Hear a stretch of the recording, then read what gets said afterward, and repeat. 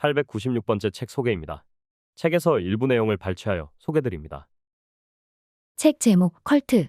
저자 맥스 커틀러 케빈 콜리. 출판일 2024년 3월 30일. 상상빌더 한 줄 요약. 집단 광기를 알아보자. 책 소개. 컬트란 무엇이고 우리는 왜 컬트에 빠져드는가? 찰스 맨슨부터 마셜 애플화이트까지 세상을 경악시킨 집단 광기의 역사. 왜 사람들은 컬트에 빠져들까? 그 내부에서는 실제로 무슨 일이 벌어지는 걸까? 컬트 지도자와 그를 추종하는 사람들의 머릿속에는 도대체 무엇이 들어있을까? 총 다운로드 수 5,500만 건을 기록한 미국의 인기 팟캐스트를 토대로 한 이 책은 20세기 이후 세상을 경악하게 한 집단 광기의 역사를 기록하고 있다. 찰스 맨슨부터 마셜 애플화이트까지 전 세계의 이목을 집중시킨 악명 높고 기괴한 컬트 집단에 대한 상세한 설명과 분석은 각종 이단과 사이비 문제로 골머리를 앓고 있는 한국 사회에도 시사하는 바가 클 것이다. 저자 소개. 저자 맥스 커틀러. 방송인. 2019년 스포티파이에 인수된 유명 팟캐스트 팟캐스트 스튜디오의 설립자이며 그의 지휘하에 2017년 9월 처음 방송을 시작한 컬트는 4년에 걸쳐 다운로드 횟수 5,500만 건을 기록하며 청취자들의 열렬한 반응을 얻었다. 동명의 인기 팟캐스트를 토대로 만든 이 책에서 커틀러는 찰스 맨슨부터 마셜 애플화이트까지 컬트 지도자의 어린 시절, 그들이 컬트 집단을 이끌게 된 과정, 극단적인 파국과 그 이후의 이야기를 정밀한 취재와 조사를 바탕으로 서술한다. 그가 뉴요커 에디터 출신 케빈 콜리의 도움을 받아서 저술한 이 책은 뉴욕타임스와 퍼블리셔스 위클리 등 다수 매체로부터 컬트가 사람들을 끌어들이는 요소와 컬트 지도자의 심리를 통찰력 있게 탐구한 범죄 실화를 위한 필독서라는 평가를 받았다. 저자 케빈 콜리. 잡지 편집자 에디터. 뉴요커 에디터 출신으로 GQ, 뉴욕타임스 매거진 등에도 글을 썼다. 책에서 얻은 내용. 컬트란 무엇이고 우리는 왜 컬트에 빠져드는가? 컬트는 우리를 인간답게 만들어주는 그 속성을 먹이로 삼는다. 여기서 말하는 속성이란 바로 우리의 소속되려는 열망, 삶에서 더 깊은 의미를 찾으려는 열망, 신성한 목적을 지니고 일상을 살고 싶은 열망을 뜻한다. 이런 속성이 존재한다는 것은 결국 우리가 누구든지 또 언제든지 저 무시무시한 컬트의 나락으로 아울러 엉뚱한 대의를 향한 무조건적인 헌신으로 떨어질 가능성이 있다는 뜻이 된다. 어쩌면 바로 이런 마음가짐 때문에 우리는 컬트에 관해서 더 많이 알아내려고 노력하는 것일 수도 있다. 또 어쩌면 그 이야기가 워낙 엽기적이고도 불편하기 때문에 우리는 이 악명 높은 집단들을 그렇게 굴러가게 만든 동력에 그저 감탄하는 것일 수도 있다. 2017년 9월 처음 방송을 시작해 4년에 걸쳐 다운로드 횟수 5,500만 건을 기록하며 청취자들의 열렬한 반응을 얻었던 미국의 인기 팟캐스트 컬트는 바로 그런 동력을 파헤치는 데 초점을 맞추어 왔다. 즉 컬트 지도자와 그 추종자 그리고 이들 모두를 산출한 세계와 문화를 파헤치는 것이다. 이 책은 그 내용 가운데 가장 중요하고 사회적으로 큰 영향을 주었던 사례만을 골라 재구성한 단행본이다. 맨슨 패밀리, 인민사원, 천국문처럼 세계적으로 악명을 떨친 사례에서부터 크레도니아, 으메린데처럼 그 규모에 비해서 덜 알려진 사례, 가장 최근에 나타난 다단계 겸 자기개발 컬트 넥시움의 사례까지 모두 9가지에 대해서 다룬다. 찰스 맨슨부터 마셜 애플화이트까지 사이코패스의 면모를 지닌 컬트 지도자들. 이 책에서 분석하는 서로 다른 세대의 컬트 지도자들에게는 뚜렷한 공통점이 있다.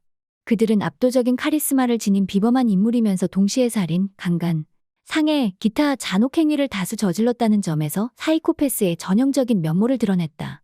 사이코패스 검사의 창안자 로버트 헤어는 뛰어난 언변, 과도한 자기애, 공감결여, 냉혹함, 무책임, 상습적 거짓말, 타인 조종 등을 그런 부류의 특징으로 거론하는데 이 책에 나온 컬트 지도자들의 행적을 살펴보면 상당 부분 유사성이 나타난다. 사람을 휘어잡는 카리스마와 사람을 해치는 잔혹성이 사실은 동전의 양면이었던 셈이다. 저자는 이러한 컬트 지도자의 행적을 상세히 추적하는 한편 그들의 심리와 동기를 이해하려고 노력한다. 어떻게 해서 그들이 사람들을 조종하고 어떻게 해서 당대의 사회 문화적 환경이 그들의 범죄를 도왔는지를 살펴본다. 컬트 지도자가 된다는 것은 위험한 게임이었지만 어떤 사람이 일단 그쪽의 소질을 발견하고 나면 이번 생과 다음 생에 걸쳐 궁극적인 권력을 제공하는 조종을 중단하기는 어려우며 급기야 상황이 너무 늦어버리고 마는 것이다. 저자의 지적대로 그들은 각자의 욕망과 망상을 위해서 타인을 거침없이 착취하며 급기야 자신의 추종자들을 죽음으로까지 내몰았는데 그 과정은 우리가 신성하게 여겨온 것들을 가장 저급한 형태의 악의로 활용하는 과정이기도 했다. 서론. 사람은 누구나 뭔가를 또는 누군가를 믿고 싶어 한다. 예를 들어 더 높은 이상, 지상에 내려온 신, 하늘에서 들려오는 목소리, 우리의 지성을 뛰어넘는 또 다른 지성 같은 것을 말이다. 이러한 믿음에 대한 욕구가 소속에 대한 필요성과 조합되면 큰일이 일어날 수 있다. 예를 들어 국가가 탄생하고 사원과 성당이 건립되고 우주인이 달에 착륙하는 등의 일이 말이다. 소속에 대한 필요성은 강력한 본능이다. 그것이야말로 생존을 위해 서로에게 의존하는 사회적 동물인 우리 DNA의 일부이며 종교와 정치를 유지하도록 만드는 조직 원리이다. 믿음과 소속이 함께 작용할 경우, 아울러 이 두 가지로부터 고취되는 감정이 공동체에 의해 증폭될 경우에는 사람을 도취시킬 수도 있다. 그렇다면 인간 본성의 어두운 면이 드러났던 저 희귀한 순간들은 도대체 무엇일까? 스포티파이에서 우리는 헌신적인 신자들의 긴밀한 모임 중에서도 흔히 컬트라고 일컬어지는 소집단들에 아울러 그들을 이끄는 무시무시할 정도로 카리스마적인 인물들에 초점을 맞춰왔다. 우리는 팟캐스트 컬트 제1회를 2017년 9월에 배포했으며 그 첫 번째 에피소드 당시 애플의 팟캐스트 차트에서 1위로 첫 등장했다 때부터 시작해서 매주 이 역사에 대한 강렬한 반응에 깜짝 놀랐는데 지난 4년 동안 무려 5,500만 회 이상 다운로드되면서 그 인기는 꺾일 기미가 없었기 때문이다. 이렇게 관심이 쏟아지자 우리는 극단적인 신앙의 연대기를 계속 뒤지면서 매주 이런 매혹을 만족시켜줄 만한 컬트를 찾아보았다. 한 번의 보도를 마무리할 때마다 컬트가 제공할 수 있는 최악의 사례를 우리가 마침내 발견했다고 생각했지만 머지않아 더 심한 사례를 발견하고는 뼛속 깊이 충격을 받는 경우도 드물지 않았다. 주간 팟캐스트 덕분에 우리는 사례의 연구의 목록을 훤히 꿰뚫게 되었다. 처음부터 우리는 컬트 지도자들의 삶과 그 추종자들의 삶에 관한 원자료만을 무작정 들여다본 것이 아니라 비록 우리가 심리학자까지는 아니었지만 그들의 심리와 동기까지 검토했다. 우리는 시간을 들여 뒤로 한 발 물러나서 그들이 차용한 조종의 유형을 살펴보고 그토록 많은 사람을 행동의 극단 예를 들어 연쇄살인, 성적 일탈, 대량 자살까지 이끌었던 무의식적 충동에 각별히 주의를 기울였다. 이후의 내용에서 독자 여러분은 매 시대마다 컬트 지도자들이 그 추종자를 유인하고 유혹했던 방법에서 유사성을 보게 될 것이다. 즉 타인을 거의 전적으로 지배하게 된 지도자들은 단지 지루함 때문이든 아니면 과학적 호기심 때문이든 아니면 자기 자신의 환상을 스스로도 믿기 시작했기 때문이든 간에 급기야 삶과 죽음에 대한 신과 같은 권능을 가졌다고 주장하게 되었다는 것을 말이다. 이 책에서 자세히 설명한 컬트 지도자들은 그 어떤 분류 기준을 적용해도 두드러질 만한 사람들이다. 이들 모두는 남들과는 다른 소질을 지녔다. 예를 들어 무자비함, 어린 시절의 수치, 억압된 성적 취향, 자신의 천재성에 대한 과장된 믿음, 가까운 사람에게 공포를 야기함으로써 얻는 쾌감 같은 것들이다. 또한 거의 모두는 세 가지 두드러진 소질을 공유했는데 이것이야말로 악의적인 자기도취증의 어두운 사묘소라 할 만하다. 첫째는 공감의 결여, 둘째는 타인을 조종하는 태도, 셋째는 과도한 자기애이다. 각각의 사례마다 과연 이들이 이런 성격에 도달한 것이 본성 때문인지 아니면 양육 때문인지를 단언하기는 불가능하다. 하지만 거의 모두는 공감 능력을 차단하는 어떤 요인을 지닌 것으로 드러났다. 비록 그 삶의 궤적은 이미 밝혀졌으며 그 악행에 대한 사실은 거의 전적으로 확실해졌지만 이들 모두에게는 여전히 수수께끼가 남아있다. 독자 여러분도 마찬가지겠지만 더 면밀히 살펴볼수록 다음과 같은 중심 질문을 해결하기는 오히려 더 어려워진다. 매료와 거짓말과 조작과 유혹과 대안적 현실 날조의 비범한 역량을 지닌 이 사람들은 과연 각자의 핵심적인 악에 천성적으로 도달하게 된 것일까? 아니면 삶의 상황 때문에 어찌어찌 괴물로 변모한 것일까? 그들에게 다른 선택의 여지가 있었을까? 만약 그들이 자기 선택 중에서도 최악의 선택에 대해서 후회를 느끼지 않는다면 그들은 실제로 무엇을 느끼는 것일까? 우리는 찰스 맨슨부터 시작한다. 1969년에 그것도 하필 닐 암스트롱이 달에 처음으로 발을 내디딘 지 불과 몇 주 만에 그는 할리우드에서 벌어진 6건의 살인을 멀찍이서 조종했다. 쿠박의 미국인 아돌포 데 헤수스 콘스탄소는 어려서부터 동물 희생 제의를 훈련했고 이 관습을 왜곡시켜 본인의 필요에 써먹었으며 급기야 테러와 마약 밀매와 학살의 운동을 만들고서 멕시코시티의 마약 악마 숭배파에 피해 굶주린 우두머리가 되었다. 바그완 슈리 라즈니쉬는 차마 부정할 수 없는 재능과 영적 통찰을 지녔지만 이런 장점을 위장막으로 삼아서 약물과 성과 여러 대의 롤스로이스를 선호하는 취향을 숨겼으며 자신의 검은 의도를 감춘 채 추종자들이 1980년대 미국 땅에 생물학 무기를 배포하게 방치했다. 맨슨의 헬터스켈터 살인 파티가 벌어진 지 9년 뒤 짐 존스는 가이아나에 있는 존스타운이라는 밀림 캠프에서 벌어진 집단 자살을 감독하여 세상을 놀라게 만들었다. 성적 일탈이야말로 컬트 지도자들의 특징이라 할 수 있는 자아, 권력, 감정 결여의 조합으로부터 비롯되는 일반적인 귀결, 어쩌면 불가피한 산물일지도 모른다. 캐나다의 귀농 컬트의 지도자 로크테리오는 모세로 자처했으며 이른바 개미 언덕 아이들 앤 헬 캣이라고 명명한 추종자들을 광야에서 이끌 수 있는 세계의 종말을 피하게 할 수 있는 그들을 죄에서 해방하여 평등과 행복 속에서 살게 도와줄 수 있는 예언자로 행세했다. 하지만 사실 그는 잔혹한 통치를 시작해서 구타, 무마취 수술, 펜치로 발가락 자르기, 굶기기, 잠 안 재우기, 노예 삼기, 성적학대, 성기 태우기, 기타 야만적인 행동을 일삼았다.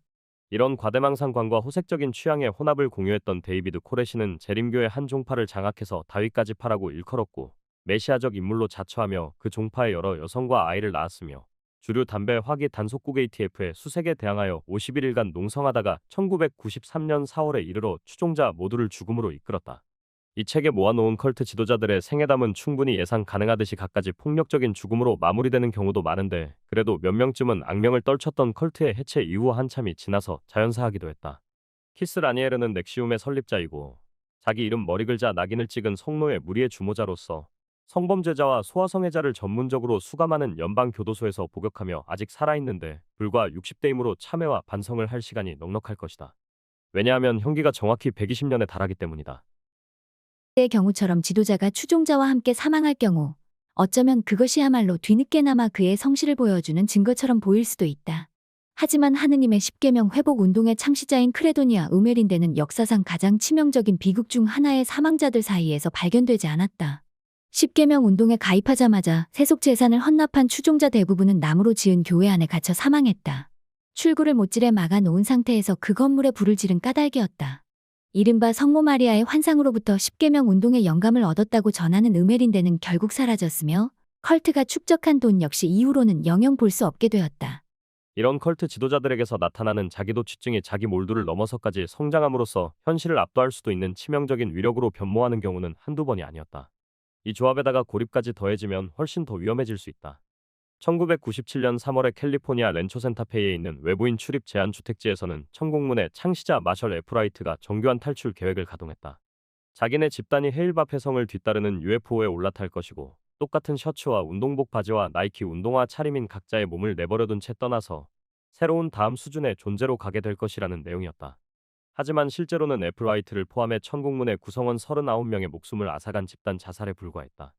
이 책에서 설명한 컬트 지도자들의 삶이나 그들로부터 영감을 얻은 추종자들의 운명을 면밀히 들여다보면 믿음과 카리스마와 외고집의 기묘하고도 종종 치명적인 공생을 발견할 수 있다. 이런 컬트 지도자들이 지나간 길에는 여러 구의 시체가 남아있을 수 있지만 애초에 그런 일이 일어날 수 있었던 이유는 어디까지나 조력자들의 오도된 헌신 때문이었다. 즉 일상생활의 규범을 넘어서고 심지어 상식의 경계조차도 넘어서고자 하는 그들의 열성이 있었다. 작지만 종종 매우 수익성 높았던 신자 무리를 장악한 과장된 지배자들도 신뢰를 얻어내고 또 오용하는 재능을 지니고 있었지만 그 추종자들 역시 자기네 신앙의 실천에 적극적이고 열성적이었다. 본문의 여러 사례에서 거듭해 드러나듯 애초에 불을 붙인 쪽은 컬트 지도자들이었지만 그들의 소나귀에 붙잡힌 사람들 역시 비극적인 연료 노릇을 담당했던 셈이다. 정신 조종을 통한 살인. 찰스 맨슨 찰스 맨슨과 맨슨 패밀리야말로 현대 미국의 의식의 컬트 이미지를 도입하는 과정에서 다른 어떤 컬트 지도자보다도 더 큰 역할을 담당했다. 이 말은 마치 엘 고어가 인터넷을 만들었다고 말하는 식의 과장까지는 아니다. 찰스 맨슨과 그가 배후 조종한 악몽 같은 테이트 라비앙카 살인사건은 실제로도 미국의 지형에서 모든 것이 바뀌어버린 순간을 상징했기 때문이다. 찰스 맨슨은 어떻게 이런 악명을 얻었을까? 1960년대는 텔레비전의 시대였다. 방송국은 딱 3개뿐이었고 미국인 상당수는 매일 저녁 TV를 켜고 6시 뉴스를 시청했다. TV가 역사에서 변화의 힘이 된 순간을 지목하라면 1960년 9월 26일 존 F. 케네디가 사상 최초의 대통령 후보 토론회 중계 방송에서 승리한 것을 들 수 있다. 라디오 청취자는 거꾸로 케네디의 경쟁자인 공화당의 현직 부통령 리처드 닉슨이 토론회에서 승리했다고 판단했다. TV를 시청한 사람들은 전혀 다른 사건을 목격했다. 긴장한 데다가 미열까지 있어서 땀을 흘린 닉슨과 달리 기운이 넘치는 경쟁자는 1시간에 걸쳐 토론이 진행되는 동안 점점 더 자신감 넘치고 위풍당당해졌던 것이다. 케네디와 텔레비전의 밀월 또는 텔레비전과 케네디의 밀월은 대통령 부부가 백악관에 입성한 이후로도 계속되었다. 매력적인 영부인 제키 케네디가 TV를 통해서 백악관을 전국에 구경시켰을 때도 그러했으며 비극적이고 차마 잊을 수 없게도 남편이 암살된 직후에 피 묻은 옷을 여전히 걸치고 있는 아내의 모습을 TV 카메라가 포착하여 다시 한번 미국 가정에 소개했을 때도 그러했다. 사흘 뒤에 대통령의 국장이 7시간 연속으로 생중계되었다. 미국 전체의 텔레비전 수상기 가운데 93%가 이 행사에 채널을 맞추었다. 이 요동치는 10년의 나머지 기간 동안 시위와 사회적 동요가 미국 전역을 휩쓰는 내내 TV는 계속해서 쟁점을 만들어냈다. 베트남 전쟁은 거실 전쟁으로도 일컬어졌는데 저녁 뉴스 프로그램마다 미국의 공습, 민간인 처형, 분신하는 베트남 승려의 영상을 보여 주었기 때문이다. 린든 존슨 대통령은 이 전쟁이 자신의 정치적 파멸이 될 것임을 직감한 나머지 급기야 CBS와 MBC 방송국이 베트콩에게 조종당했다고 주장하기까지 했다. 1965년에 엘라베마주 버밍햄에서 주 경찰과 지역 경찰이 민권 시위대를 진압하자 ABC는 정규 방송을 중단하면서까지 공권력이 민간인 600명에게 발길질과 몽둥이질과 최루탄을 퍼부었다는 충격적인 보도를 뉴스 속보로 내. 이 사건이 전환점이 되어서 5개월 뒤에는 존슨 행정부가 투표권법 Voting Rights Act를 통과시키게 되었다.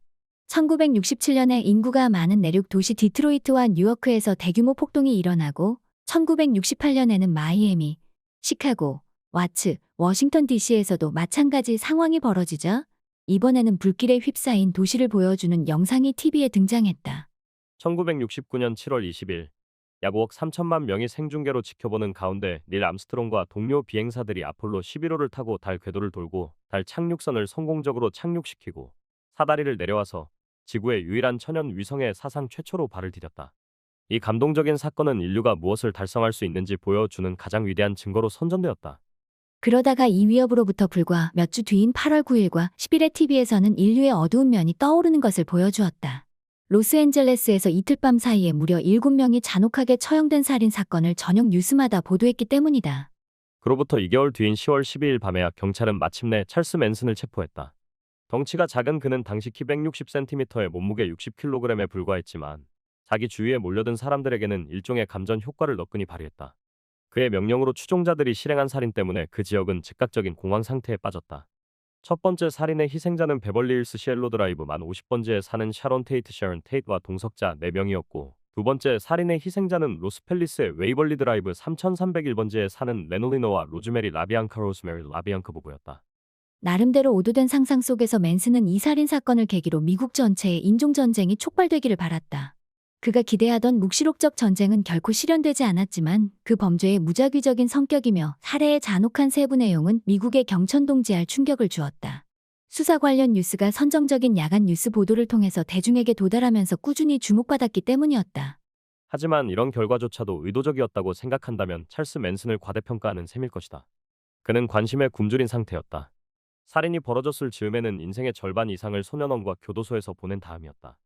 자신에게 스포트라이트를 맞추고 이를 이용해서 자기가 원하는 바를 얻어내는 특유의 비범한 능력이야말로 그를 상대한 교도소 내 상담가와 심리학자 거의 모두가 보고서에 언급한 한 가지 소질이었다.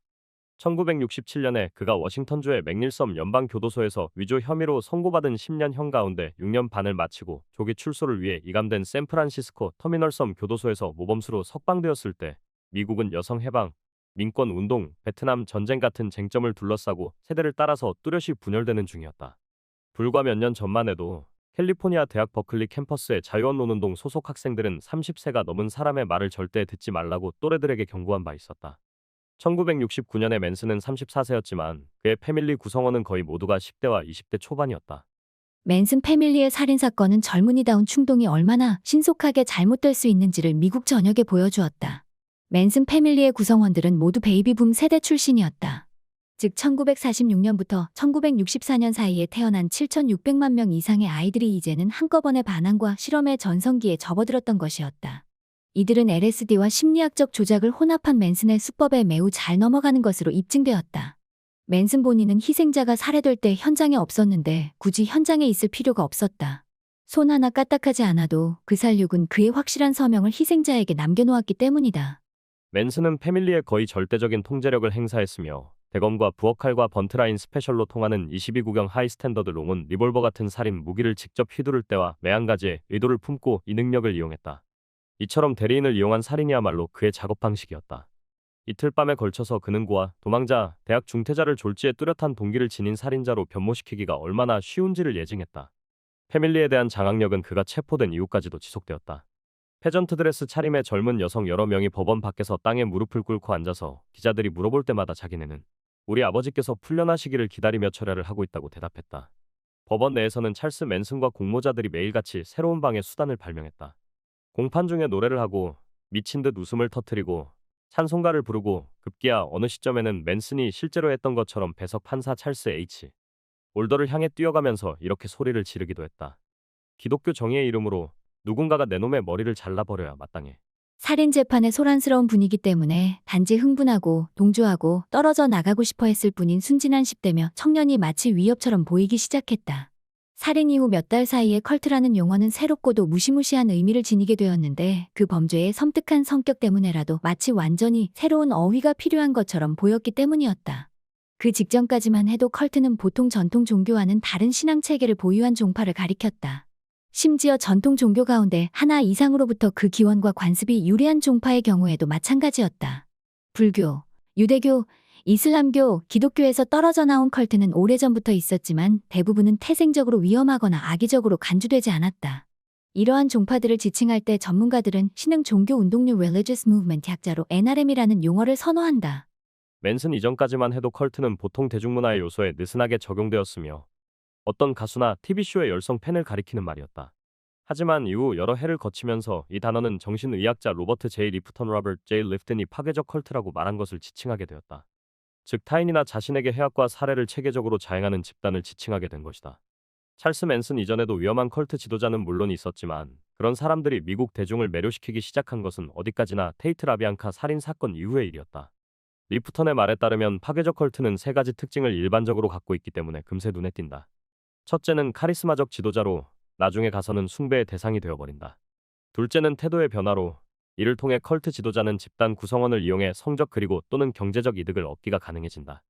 셋째는 거의 전적인 통제로 그 기원은 리프턴의 말 맞다나 사고 개조를 통해서 또는 흔히 말하듯 정신 조종을 통해서 뭔가를 행사할 수 있는 컬트 지도자의 능력으로까지 거슬러 올라갈 수 있다. 옹긴이의 말. 이 책은 맥스 커틀러가 제작한 미국의 인기 팟캐스트 시리즈 컬트의 내용 가운데 일부를 골라 재구성한 단행본이다.